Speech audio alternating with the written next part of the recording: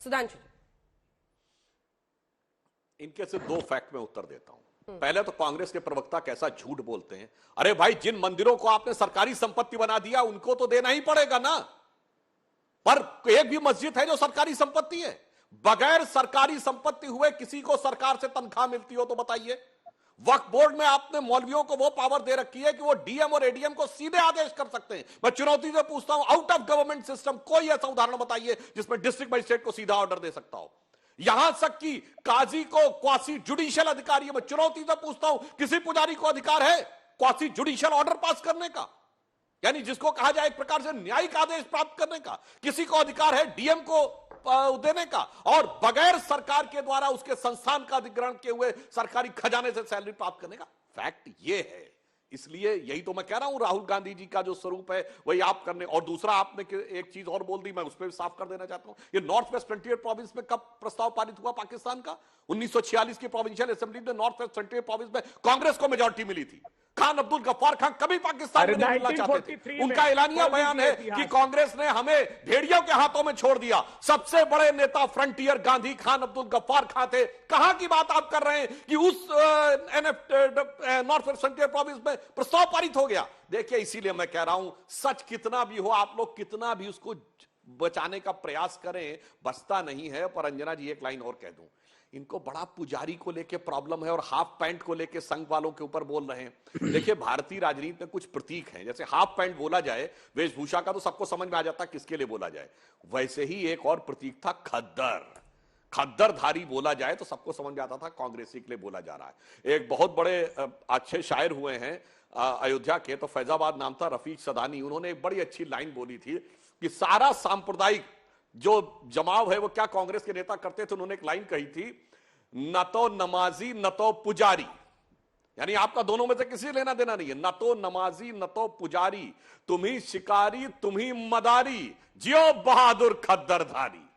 ये आपने 50-60 साल जो किया, ये एक सामान्य भाषा में बोलता हुआ कवि ये बता रहा है। और दुर्भाग्य की बात यह है कि अब जो जो देश जागरूक होता चला गया, वो सारी चीजें लोगों के सामने स्पष्ट रूप से आती चली गई। और पुनः मैं कह रहा हूं, जो जो डेमोक्रेसी मैच्योर हुई, जो जो मीडिया स्वतंत्र हुआ, जो जो जुडिशरी स्वतंत्र हुई, जो जो देश में साक्षरता बढ़ी, त्यों तो भारतीय जनता पार्टी का प्रभाव बढ़ा, कांग्रेस का प्रभाव कम होता चला गया। चलिए, इससे पहले कि अभय दुबे जी आप इसका जवाब दीजिए, आइए आपको सुना देते हैं पंजाब पहुंचने पर इस पूरे भारत जोड़ो यात्रा के अकाली दल कैसे हमला बोल रहा है गांधी परिवार पर। सुनिए, फिर चर्चा आगे लिए चले।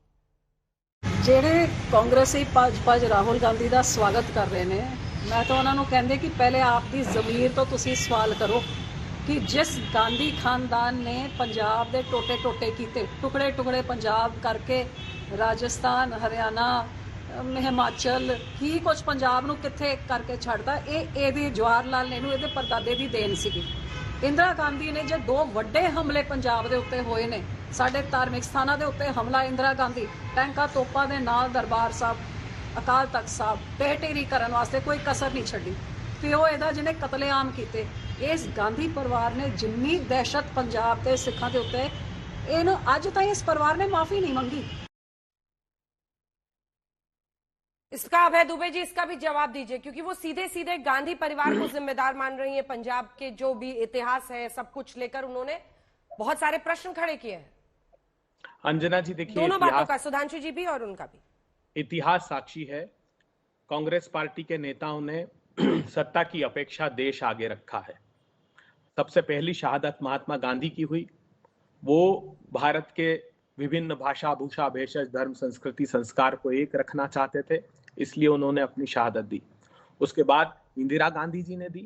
इंदिरा गांधी जी भी चाहती तो कह सकती थी कि ना वहां कोई आया है ना घुसा है, मगर उनकी प्राथमिकता क्या थी? उनकी प्राथमिकता थी कि जो खलिस्तान की मांग उठ रही थी, जिस पर उस समय के राष्ट्रीय स्वयंसेवक संघ ने उस घटना के बाद जो लेख लिखा है, मैं उसका उल्लेख नहीं करना चाहता उन्होंने, लेकिन इंदिरा गांधी की बहुत भूरी प्रशंसा की। नानाजी देशमुख के लेख पढ़ लीजिएगा आप।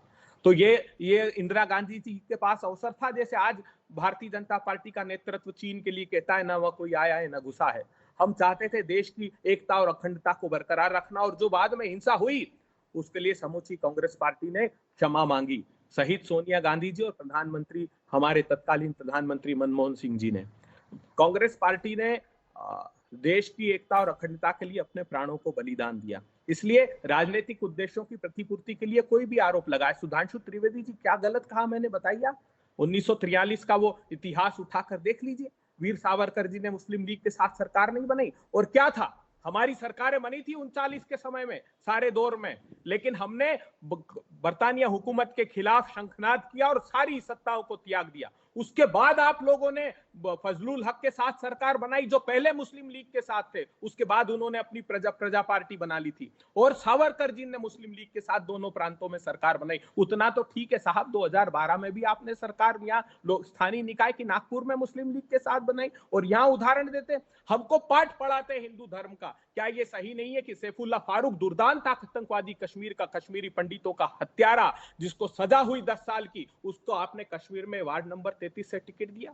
तारिक अहमद मीर, जो पाकिस्तान से हथियार सप्लाई करता था, दुर्दांत आतंकवादी, उसको विधानसभा का टिकट दिया। तालिब हुसैन, जो भारत के गृह मंत्री के पीछे भारतीय जनता पार्टी का कार्यकर्ता खड़ा था, जिसको गांव वालों ने पकड़ा, जो पाकिस्तान की परस्ती में यहां हथियार सप्लाई करता था। रियाज अटारी, जिसने कन्हैया लाल की हत्या की, भारतीय जनता पार्टी का कार्यकर्ता नहीं थे, और हमको पाठ पढ़ाते हैं यहाँ। ये छद्म वेश धारण करके पोषित करते आतंकवादियों को, और यहाँ हिंदू सनातन धर्म की उपमाएं देते हैं। हिंदू सनातन धर्म कहीं भी क्या, राम राज्य की अवधारणा क्या है? देहिक भौतिक देविक तापा, राम राज नहीं कहूं भी आपा, सब नर करही परस्पर प्रीति, चली सर्वधर्म सुरत श्रुत नीति। अर्थात सभी लोगों में कोई बीमारी, कोई रोग नहीं था, सभी लोग अपने अपने धर्म का पालन करते थे, और आपस में वैमनस्य रहित समाज में जिस प्रकार रहा जाता रहते थे। मुझे आज दुख हुआ, संगीत रागी जी ने कहा वनवासी कैसे साहब? आदिवासी हैं, अनादि काल से जिनका भारत पर हक है वो आदिवासी लोग हैं। हमारे एक सांसद ने बहुत अच्छी व्याख्या लोकसभा में की है। उन्होंने कहा भगवान प्रभु श्री राम जब वन में गए थे वन गमन के लिए, तो वो वनवास किया उन्होंने, लेकिन जहां शबरी ने उनको फल खिलाया वो आदिवासी थी। आप ये भी विभेद करना चाहते हैं, आप आदिवासी समाज से उनका हक नहीं। अभय जी, राहुल गांधी जी अभय जी, आप वही बात कह रहे हैं जो क्रिश्चियन मिशनरीज इस देश के लिए बोलते हैं। अभय जी, आप वही बात कह रहे हैं जो क्रिश्चियन मिशनरी ने इंडिजिनिटी को लेकर के इस देश में बयान दिया है।